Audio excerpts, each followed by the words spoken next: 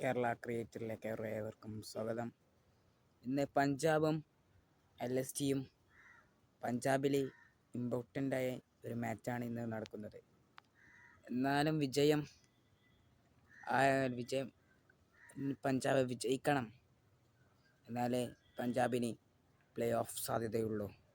നാളെയാണ് ശരിക്കും ആര് പ്ലേ ഓഫിലെത്തുമെന്ന് ഉറപ്പാക്കാൻ സാധിക്കുകയുള്ളൂ. ഇന്ന് പഞ്ചാബ് വിജയിച്ചാൽ നാളെ മുംബൈ തോൽക്കണം, RR ജയിക്കുകയും വേണം. എന്നാലേ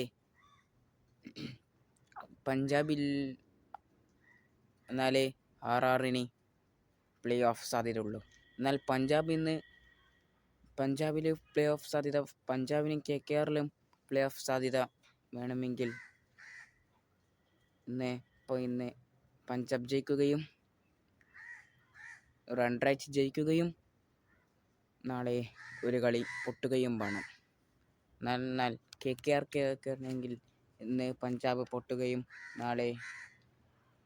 അല്ലെങ്കിൽ ഇന്ന് പഞ്ചാബ് ജയിക്കുകയോ പൊട്ടുകയോ നാളെ RR തോൽക്കുകയോ പിന്നെ KKR നല്ല റൺ റേറ്റ് ജയിക്കുകയും ചെയ്താൽ പഞ്ചാബിന് പ്ലേ ഓഫ് KKRന് പ്ലേ ഓഫ് ഉറപ്പാക്കാം.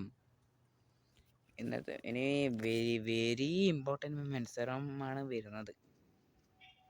അവസാന റൗണ്ട് IPLൻ്റെ.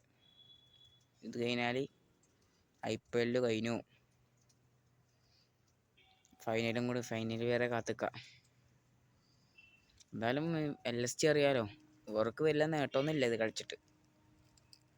പിന്നെയും പ്ലേ ഓഫിലൊന്നും എത്താൻ കഴിയില്ലല്ലോ. മാർഷ് മിച്ചലെല്ലാം അടിക്കുമെന്ന് തോന്നുന്നു. ഷാമിക്ക് കഴിഞ്ഞ മത്സരത്തിൽ ഷാമി ഇറങ്ങിയിട്ടില്ല. ഈ മത്സരത്തിൽ ഫിറ്റ്നസ് ഓക്കെ ആണെങ്കിൽ ഇറങ്ങിയേക്കും.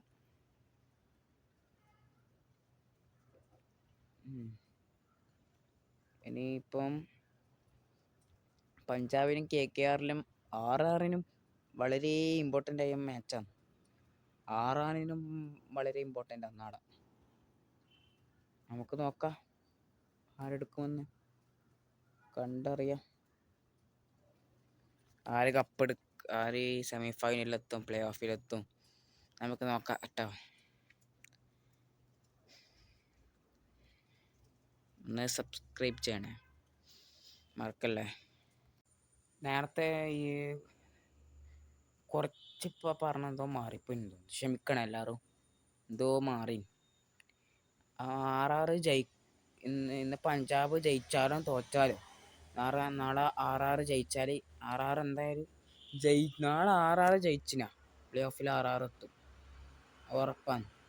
ഇന്ന് പഞ്ചാബ് തോറ്റാലും ജയിച്ചാലും RR നാളെ ജയിച്ചാൽ എത്തും, പ്ലേ ഓഫിലെത്തും, നാളെ സ്ഥാനത്തേക്ക്.